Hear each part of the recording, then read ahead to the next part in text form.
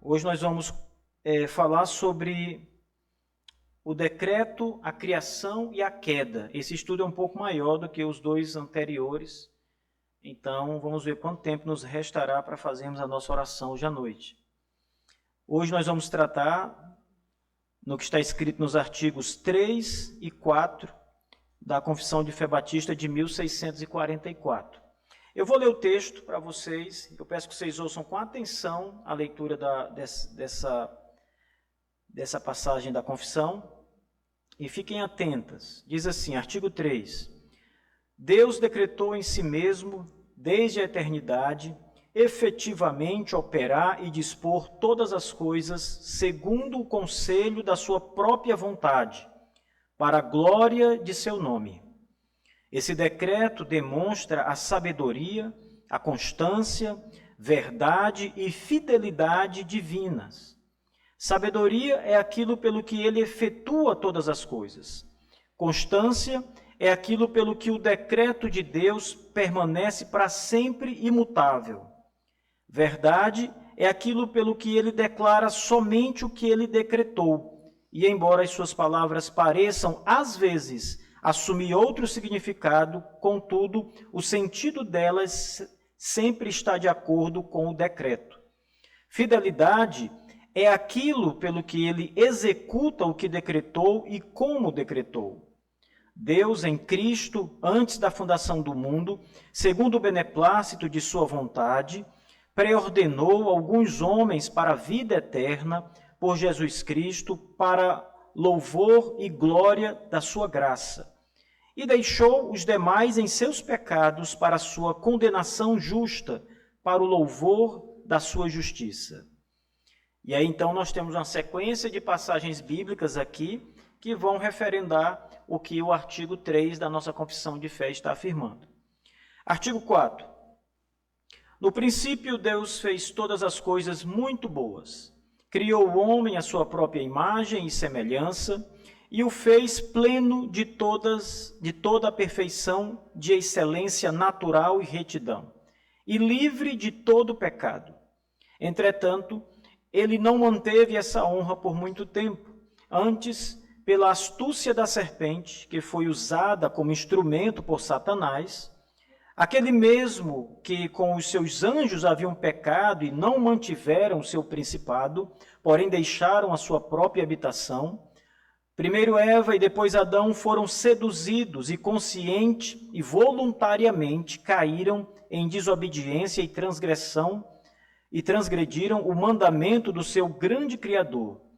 Por isso a morte veio e reinou sobre todos, de modo que desde a queda somos concebidos em pecado, nascidos em iniquidade, e assim filhos da ira por natureza, escravos do pecado, sujeitos à morte e a todas as outras calamidades devidas ao pecado neste mundo e para sempre, enquanto considerados em nosso estado natural e sem qualquer relação com Cristo. Amém. Nós temos também, para embasar essas afirmações do quarto artigo da confissão, uma outra sequência de estudos de versículos bíblicos que devem ser ali considerados por todos. Eu quero fazer, antes de começar essa primeira aula, fazer uma observação importante, que muitas pessoas desprezam. Nós não podemos deixar de considerar o que a palavra de Deus diz, ou seja, os versículos prova da confissão de fé, porque são eles que vão provar o que a confissão está dizendo. Se nós ficarmos somente com o texto, com as afirmações da confissão de fé batista, nós vamos estar colocando a confissão de fé batista como inspirada, como se ela fosse maior ou melhor do que a palavra de Deus, e ela não é. A confissão de fé, ela é uma interpretação que nós julgamos ser boa, excelente, da palavra de Deus, que é inerrante, infalível, e nela está a verdade. Então, não desprezem a leitura dos textos prova. Quando vocês estiverem lendo a confissão e a confissão fizer alguma afirmação, você vai ver que há um númerozinho ali pequenininho. Esse número é uma referência a notas de rodapé em que estão os versículos que afirmam o que está sendo dito. Então é muito importante nos estudos que vocês fizerem em casa, especialmente quando estiverem sozinhos, vocês não desconsiderarem esses versos da palavra de Deus. Então vamos agora para a explicação do que nós acabamos de ler, meus irmãos. Os temas principais que nós vamos abordar aqui, vamos começar com o decreto eterno de Deus. Perceba que a confissão de 1644 afirma que Deus, sendo eterno e onisciente, estabeleceu desde antes da criação do universo um plano completamente abrangente que determina todo o curso da existência humana. Então, os nossos pais batistas, e eu estou falando aqui, irmãos, lembrem, da primeira geração de batistas no século XVII. Eles acreditavam que Deus havia estabelecido um plano macro para toda a criação, e ele fez isso antes de criar. Quando Deus criou, ele já tinha um propósito, um plano pré-definido, determinado por ele para toda a criação. Um plano totalmente abrangente. Esse plano infalível do nosso Deus, e o plano é infalível porque é o plano de Deus, ele não pode deixar de acontecer, ele não pode ser barrado por qualquer força. Não há nenhuma criatura nos céus ou na terra que possam impedir Deus de executar o seu plano e o seu decreto. Então esse plano, ele vai acontecer e na verdade nós estamos vivendo o plano de Deus nesse exato momento. As nossas vidas são vividas, cada passo que nós damos de acordo com esse decreto eterno de Deus. Eu sei que vocês vão pensar corretamente, que vocês decidem o que vocês querem fazer. Isso é verdade. Todos nós fazemos o que nós queremos fazer.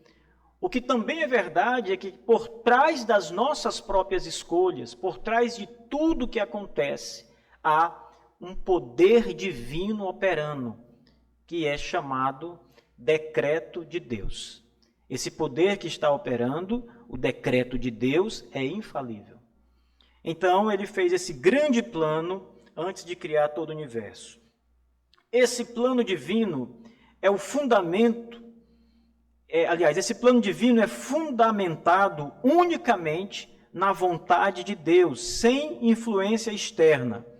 Ou seja, por que Deus fez as coisas assim? Por que o plano de Deus é como é agora? Qual é a base? O que levou Deus a fazer as coisas como elas são? A determinar o destino de cada pessoa, de cada anjo, de cada criatura, da maneira como é o destino de cada um. Como você vive, tudo que vai acontecer com você na sua vida, quantos anos você vai viver, onde você nascerá, quem serão seus pais, se você vai para o céu ou para o inferno. Esse plano é abrangente. Mas de onde veio isso? Por que Deus fez assim? Ninguém moveu Deus para fazer esse plano. Esse plano, a Escritura diz que ele é da vontade de Deus.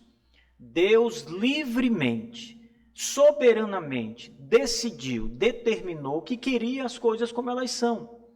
Eu gosto até de falar para os irmãos que Deus poderia ter criado todos os planetas com outro formato, quadrado. Ou você acha que isso era impossível para Deus?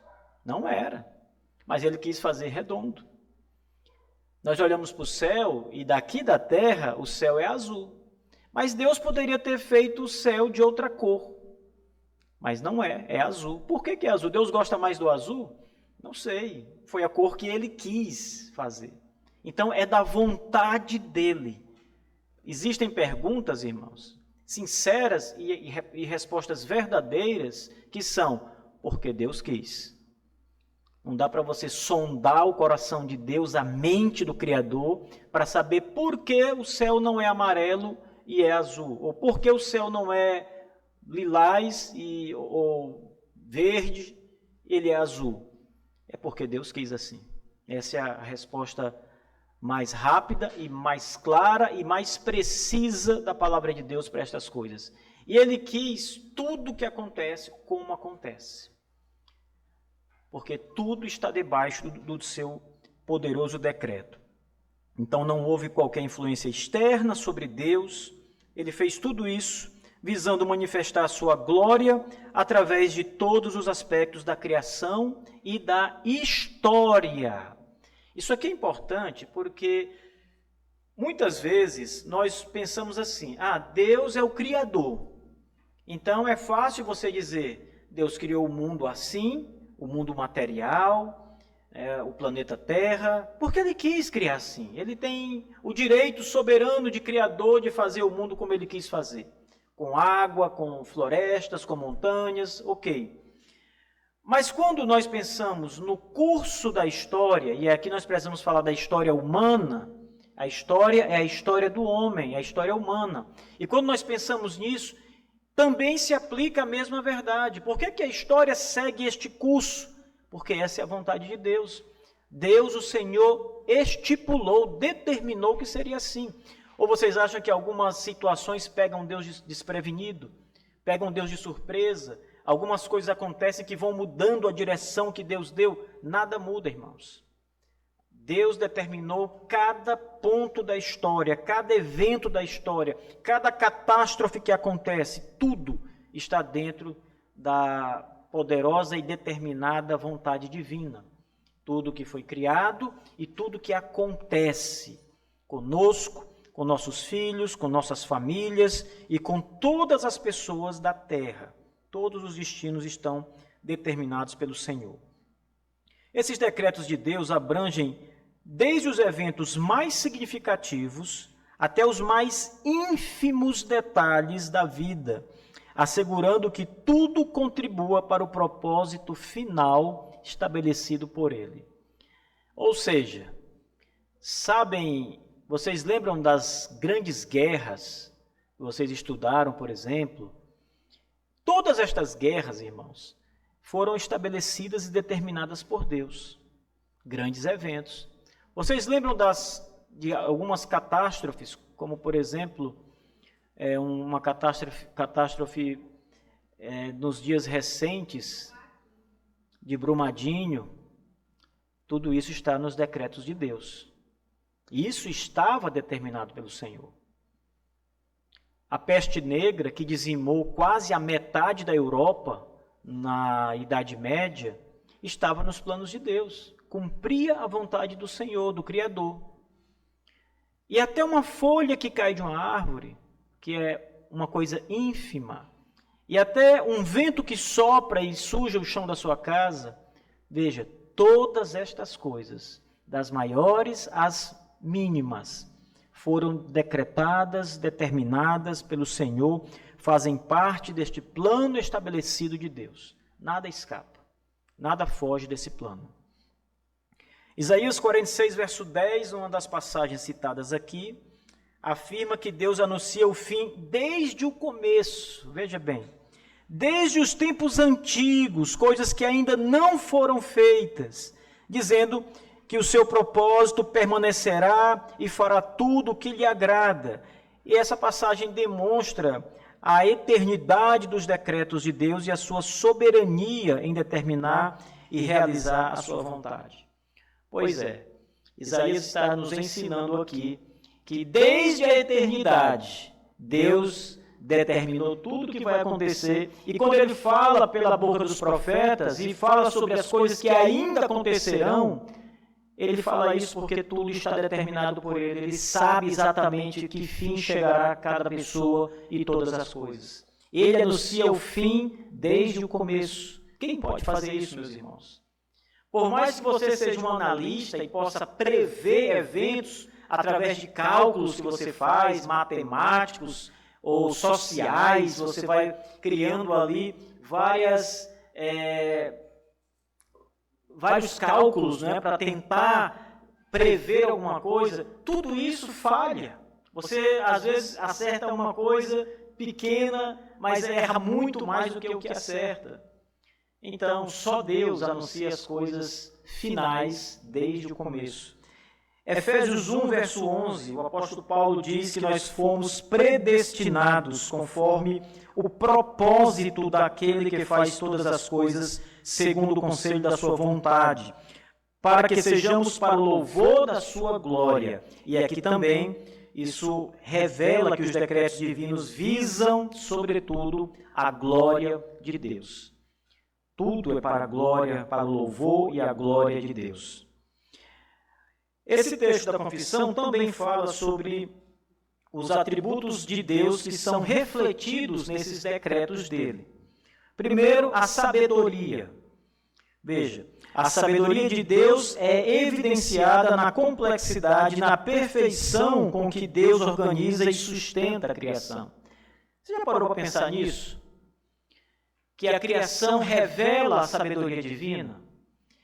Você já parou para pensar que todas as coisas estão funcionando da maneira única que poderiam funcionar?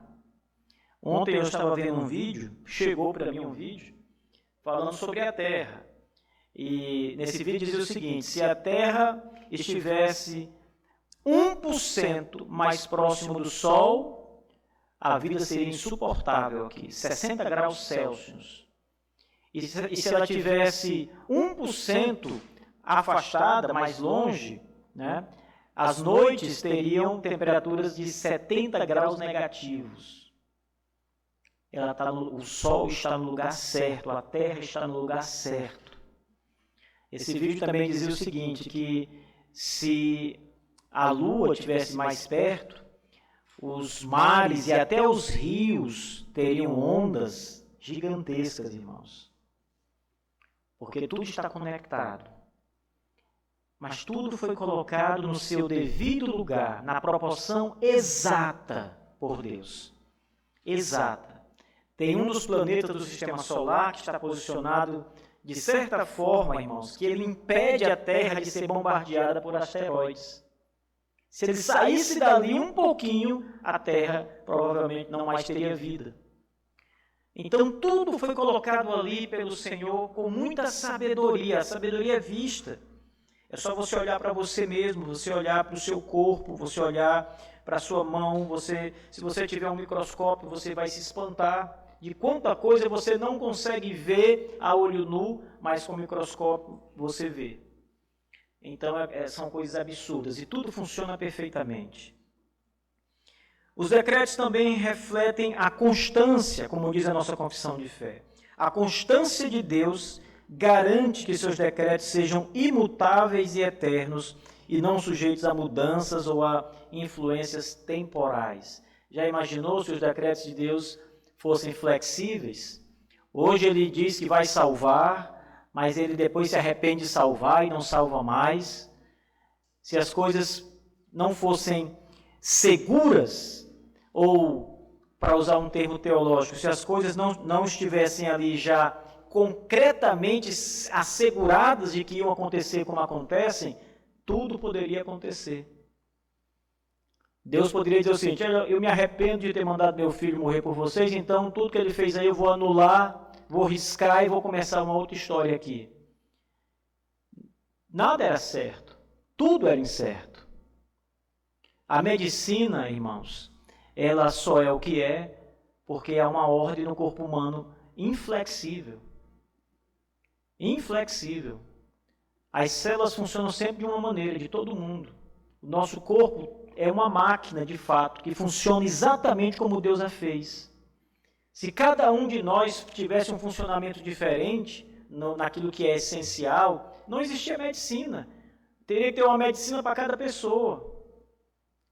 Mas tudo é perfeito, tudo é constante.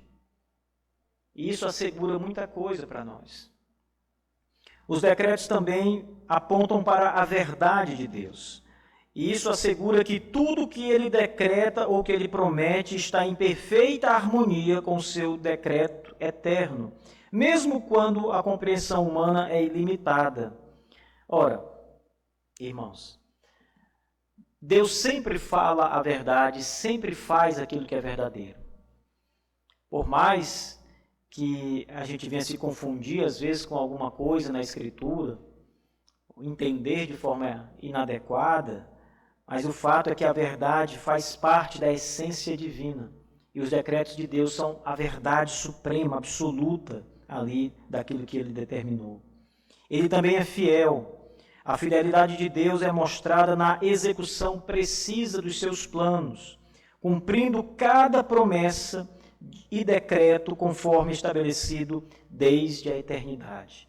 Que coisa maravilhosa, meus irmãos. Deus executa o seu plano de maneira minuciosa, de maneira exata, em cada detalhe, em cada pormenor. Tudo aquilo que ele disse que faria, ele fará exatamente como disse que faria. Tudo que ele decretou vai se cumprir. Tudo, nada deixará de se cumprir. E aqui mais algumas passagens. Colossenses capítulo 2, verso 3. Aqui o apóstolo Paulo diz que em Cristo estão escondidos todos os tesouros da sabedoria e do conhecimento. Isso aqui indica que os decretos de Deus são fundamentados nesta sabedoria infinita do nosso Deus. Números 23, versos 19 e 20, e também profeta Jeremias 10, verso 10. Aqui em Números é dito que Deus não é homem para que minta, nem é filho do homem para que se arrependa. E em Jeremias é declarado que o Senhor é o verdadeiro Deus, o Deus vivo e o eterno Rei. E juntos esses versículos enfatizam essa constância e a imutabilidade dos decretos de Deus. Em Romanos 3, verso 4 e em Isaías 44, verso 10, primeiro, em Romanos, Paulo afirma que Deus é verdadeiro e todo homem é mentiroso, como está escrito, para que sejais justificados em tuas palavras. Em Isaías, capítulo 44, verso 10, a ideia geral aqui da passagem é que Deus é fiel e verdadeiro em todos os seus decretos. Então vocês vão perceber, se lerem diretamente os versículos, melhor será, vocês vão perceber que todos esses fundamentos, todas essas expressões da sabedoria, da fidelidade de Deus, todas as perfeições divinas, elas são aqui encontradas nas Escrituras. Deus é exatamente como a nossa confissão descreve. A nossa confissão descreve apenas alguns dos seus atributos que garantem o cumprimento dos seus decretos. E isso é plenamente verdade, meus irmãos. A nossa confissão também fala sobre a doutrina da predestinação. E veja que esse é um ponto interessante, irmãos, porque os batistas são muito atacados quando falam da doutrina da predestinação. E eu não sei por quê, porque está lá nas Escrituras. Uma das expressões que nós mais vamos encontrar no Novo Testamento é a expressão eleitos de Deus, predestinados. Expressões como essa estão ali nas Escrituras em abundância. E as pessoas insistem em rebater a doutrina da predestinação como se isso fosse uma heresia, como se isso fosse algo demoníaco, maligno. É pecado dizer isso, irmãos. As pessoas que dizem isso precisam se arrepender dos seus pecados, porque é pecado você dizer que a predestinação divina é algo herético, que não está revelado nas Escrituras, porque está claramente revelado nas Escrituras que Deus predestinou todas as coisas para o fim que Ele mesmo deseja. Então, a doutrina da predestinação revela que por pura graça e segundo o beneplácito da vontade de Deus, Ele escolheu, antes mesmo da fundação do mundo, alguns indivíduos específicos para a salvação eterna por meio de Jesus Cristo. Isso aqui, mais uma vez, muita gente já teria se retirado aqui da igreja, irmãos, se fosse numa pregação, não fosse no estudo bíblico. Porque iria dizer que nós estamos pregando doutrinas de demônios. Mas veja, irmãos, é muito claro quando o apóstolo Paulo afirma, como nós lemos agora, há pouco fizemos referência, que Deus predestinou para o louvor da sua glória, antes da fundação do mundo. Paulo vai dizer, falando sobre a igreja, ele e os demais irmãos da igreja de Éfeso, para quem ele escreve, e é uma verdade que se aplica a todos os cristãos. Ele predestinou para a salvação. Ele desejou e quis salvar e predestinou aqueles homens e mulheres para serem salvos. E nada pode impedir isso. Nada pode impedir um homem ou mulher predestinado à salvação. Nada pode barrar. Assim como não podem barrar o decreto de Deus geral, não podem barrar qualquer decreto de Deus em particular. Nada pode acontecer. Qualquer impedimento será retirado pelo poder do alto, do Senhor. A doutrina da predestinação, como nós vimos aqui, é uma doutrina bíblica e que diz claramente que alguns homens, não são todos os homens, Jesus não veio morrer na cruz para salvar toda a humanidade. Nunca foi essa a vontade divina. Jamais o Senhor Jesus foi enviado para salvar todo e cada um dos homens. Ele foi enviado para salvar um povo específico, particular. Os eleitos de Deus, eles têm esse nome nas Escrituras Sagradas. Quem são os eleitos de Deus? Só Deus sabe. Eu não sei quem são os eleitos de Deus, fora aqueles que confessaram a Cristo e já se identificaram assim. Já se mostraram novas criaturas, foram batizados porque foram vistos como homens e mulheres que nasceram de novo, que creem em Jesus de todo o coração. E aqueles que voltarem atrás na sua profissão de fé, estão declarando claramente que nunca foram predestinados para o céu. Conseguiram enganar algumas pessoas por algum tempo, mas jamais enganaram a Deus por tempo nenhum. E essas pessoas, ao se revelarem, serão excluídas da igreja de Cristo, porque a igreja é o lugar e na verdade, o povo de Deus. Esse ato da escolha soberana destina-se a exaltar a glória da graça de Deus. Então você pergunta, mas por que Deus quis salvar alguns homens? Porque a sua graça é exaltada na salvação. Você sabe quantos homens mereciam a salvação desde que Deus criou Adão até hoje?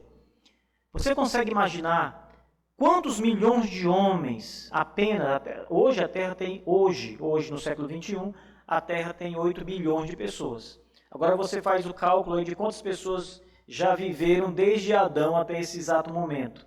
Quantos trilhões de pessoas ou bilhões de pessoas já passaram aqui pela Terra.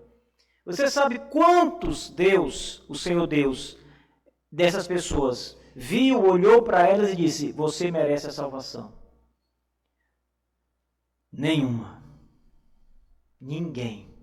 Então, salvação é um ato de graça. Quando ele salva o pecador, ele está dando ao pecador algo que o pecador não merece receber. Então, é um ato generoso da parte de Deus, gracioso, porque não está ali sendo dado como mérito. Não é nenhuma obra que o homem fez e por isso Deus tem que salvá-lo.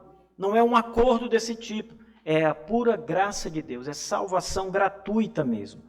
Então, quando ele escolhe alguns homens, ele está sendo gracioso, irmãos, graciosíssimo em salvar alguns pecadores. Agora, Deus permite que outros homens permaneçam em seus pecados, resultando na justa condenação deles, o que serve para manifestar a justiça divina. Então você pergunta, por que Deus condenou tais homens? Por que Deus não foi gracioso com todo mundo? Pergunta 1. Deus poderia ser gracioso e salvar todo mundo, se ele quisesse? Claro que sim. Então, por que Deus não quis salvar todo mundo? Por que Deus agiu assim, salvando apenas alguns? Qual é a resposta mais precisa e exata a essa pergunta? Porque assim foi do seu agrado. Se ele poderia salvar toda a humanidade, mas quis salvar apenas parte dela, e nenhuma fração da humanidade merecia a salvação, ele não está sendo injusto, ele está sendo generoso, gracioso em salvar alguns e está sendo justo em condenar aqueles que não foram por eles escolhidos à salvação. Ora, se você é pecador, o que você merece? Qual é o salário do pecado, segundo a Bíblia? É a morte. O salário do pecado é a morte. Então, que pecador pode chegar diante de Deus e dizer: Senhor Deus, por que você vai me condenar? Por que você não condena o Gustavo?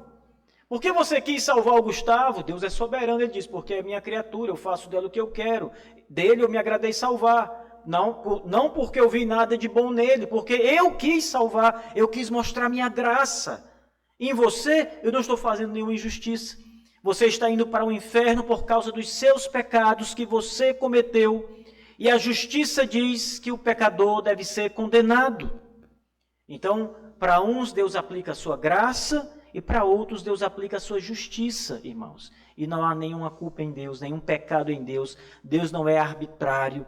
Deus não é um vilão, Deus não é mau em fazer isso. Deus é tão bom que Ele permite que o pecador exista.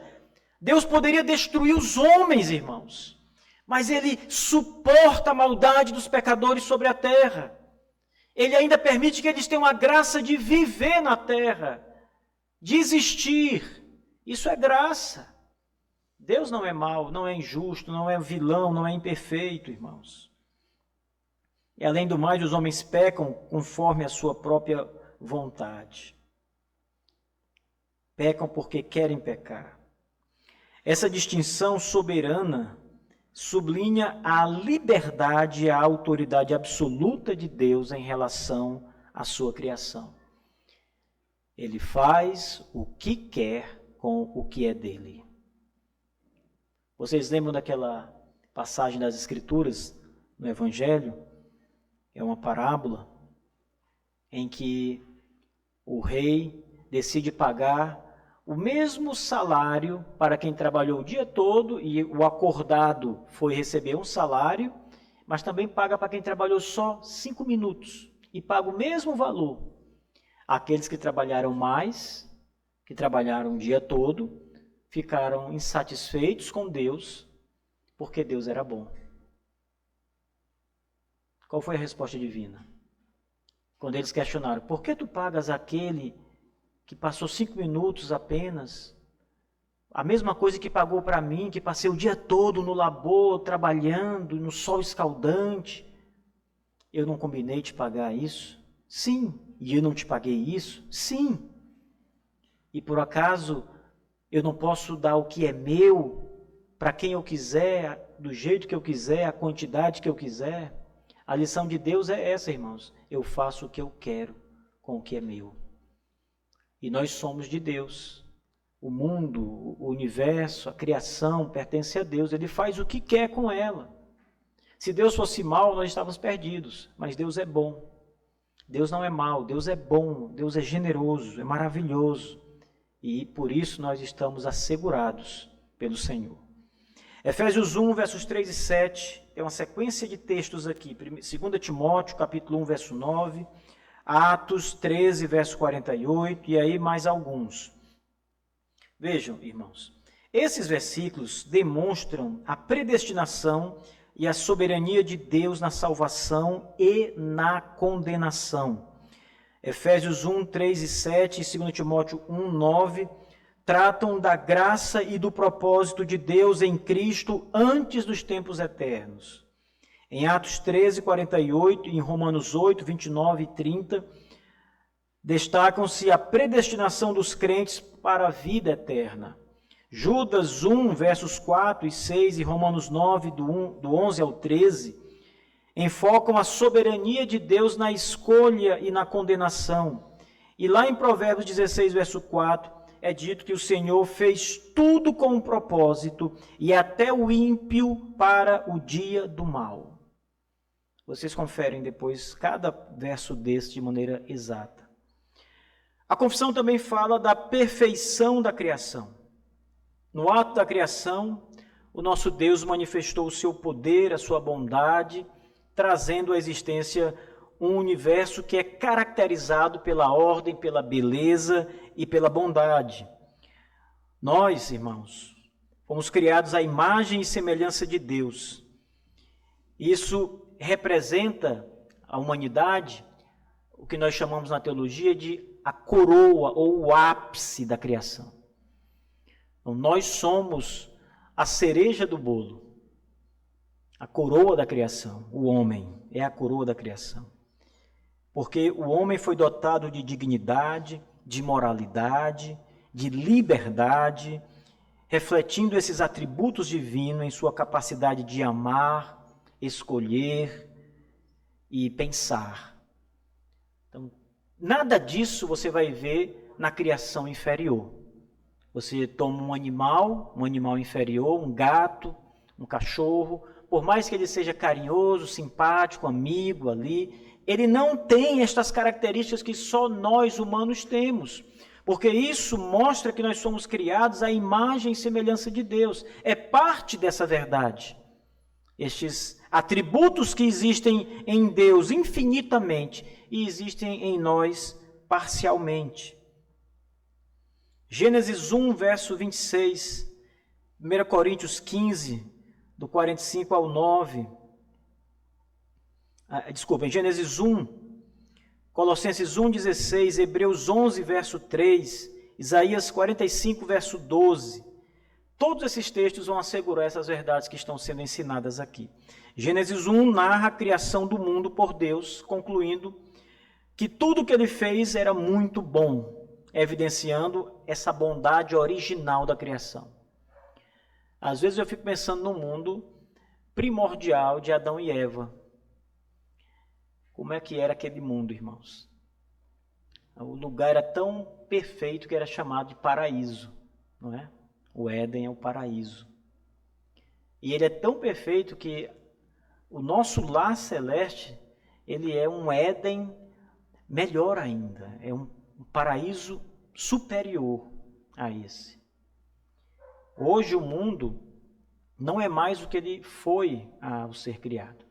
Porque com a queda do homem ele foi amaldiçoado. Deus disse assim: maldita é a terra por tua causa. Então ele amaldiçoa a terra por causa do pecado do homem. E ela produz agora espinhos, abrolhos, ela não tinha isso antes. Tudo era perfeito. Vejam as descrições iniciais do Éden, antes da queda. Você vai ver que aos rios que passam ali, tudo é perfeito, irmãos. Tudo é paradisíaco. 1 Coríntios 15, versos 45 e 49.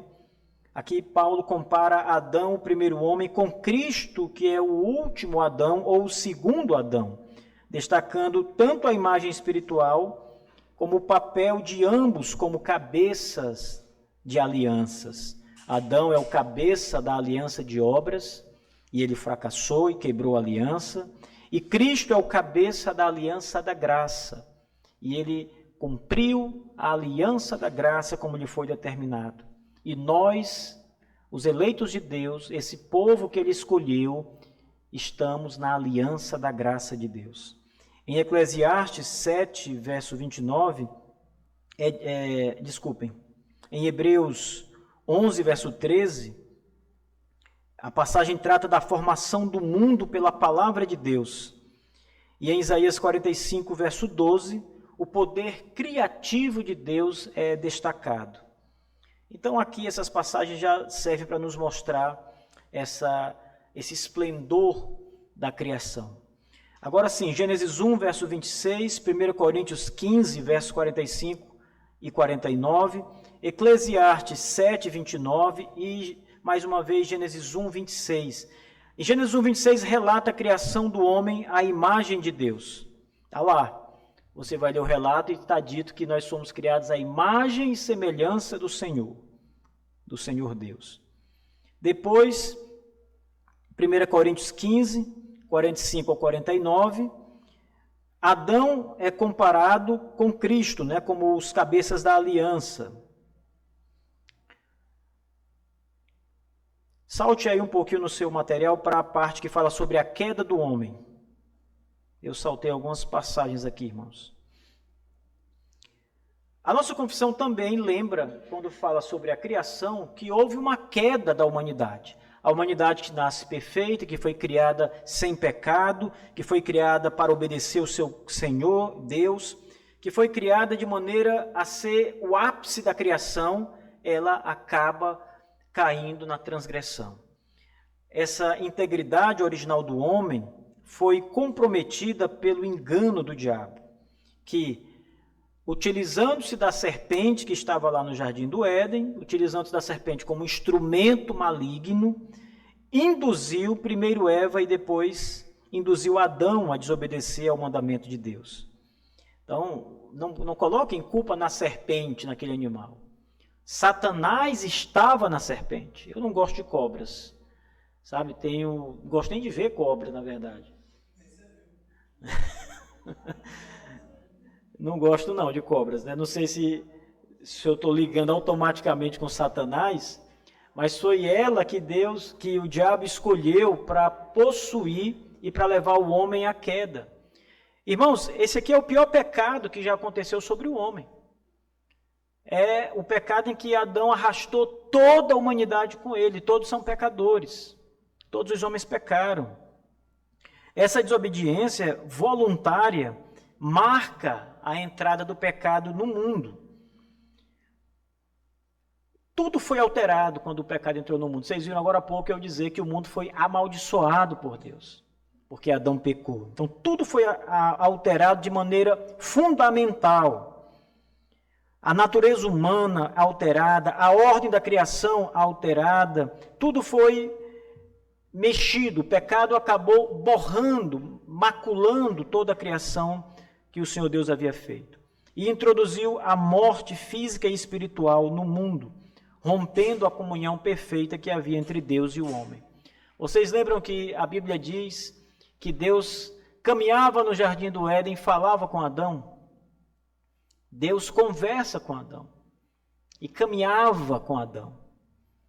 Mesmo se você tomar essas palavras como não literais, ainda assim nos é passado a ideia de que a presença de Deus era próxima a Adão no Jardim do Éden. E ele de fato, literalmente falava, porque a Escritura relata a fala de Deus ali no jardim. Mas tudo isso foi perdido, toda essa comunhão foi perdida, porque o homem pecou e a morte entrou no mundo naquele momento. E hoje nós sabemos muito bem o resultado de tudo isso, né? Toda a desgraça que aconteceu. Salmo 49, verso 20, Gênesis 3, do versos 1 ao 6, 2 Coríntios 11, verso 3. Primeiro, Salmo 49, 20, ele trata sobre a natureza humana. Em Gênesis 3, versos 1 ao 6, fala sobre a tentação de Eva pela serpente e a desobediência de Adão e Eva, e comendo ali do fruto original, do fruto que eles não deveriam comer, e isso acabou levando à ruína, à queda. 2 Coríntios 11, verso 3, aqui a astúcia da serpente é mostrada como uma advertência contra a corrupção da simplicidade em Cristo, reforçando essa ideia da sedução, né? Eva sendo seduzida pela astúcia do diabo. 2 Pedro 2, verso 4, Judas 1, verso 6, João 8, 44, veja essa sequência de passagens. Aqui no texto de 2 Pedro e também em Judas 1, verso 6, falam sobre Deus não poupando nem os anjos, irmãos, os anjos que pecaram, mas lançando-os ao inferno, indicando aqui a rebelião desses anjos, pecadores, são lançados da presença de Deus. João 8, 44 descreve Satanás como sendo homicida desde o princípio. Essa expressão que Jesus usa aqui é apontando realmente lá para o começo da criação. Ele é homicida porque ele matou Adão e Eva, fazendo com que eles morressem por causa do pecado que cometeram. Ele é homicida desde o princípio, diz o texto. A arte dele é matar, roubar, mentir, destruir, acabar com as coisas. Então, em João 8,44 é dito isso pelo próprio Senhor Jesus. Ele é chamado por Cristo de pai da mentira, evidenciando a natureza rebelde do diabo antes mesmo da queda humana. O diabo não se tornou um mentiroso e um pecador na queda, na criação. É antes de tudo isso. Ele já era assim. Antes mesmo de Deus criar o universo, ou antes mesmo de Deus criar o homem, antes mesmo de eles estarem ali no Jardim do Éden, Satanás já era o diabo que nós conhecemos. Agora, nós também temos aqui as consequências universais do pecado. A confissão fala que o pecado atingiu toda a raça humana. O pecado de Adão foi, por isso, catastrófico, irmãos. Toda a humanidade caiu. Isso estabelecendo um estado de pecaminosidade a todos os seres humanos desde o seu nascimento. Não há uma criança que não nasça no pecado. Sabe aquele bebê mais lindo que o médico tira ali do ventre da mãe e começa a contar ali os seus minutos, horas, dias? Ele já nasce pecador. Ele já nasce precisando de um Salvador. Já nasce precisando ser regenerado. Já nasce precisando que os seus pecados sejam perdoados, porque ele traz consigo o pecado original. Não precisa ninguém ensinar o homem a pecar. Ele vai pecar porque ele traz a natureza pecaminosa. Adão não tinha a natureza pecaminosa antes da queda. Mas quando ele peca, a sua natureza se torna corrompida. E toda a sua descendência é imputado o pecado sobre ela e a natureza pecaminosa. Todos têm uma natureza pecaminosa. Não há homem que não tenha uma natureza pecaminosa.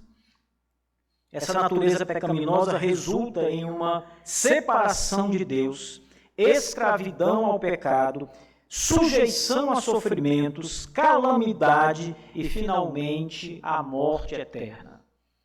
Então, esse é o destino do pecador sem Cristo, irmãos. A morte eterna. Todas as calamidades que antecedem a morte, mas o ápice do pecado é a morte eterna. Aqueles que estão sem Cristo estão separados de Deus, perderam a comunhão com Deus. E o destino deles, se não se arrependerem, é a morte eterna. É a separação última e final. A condição pecaminosa do homem reflete a necessidade profunda de redenção e de restauração.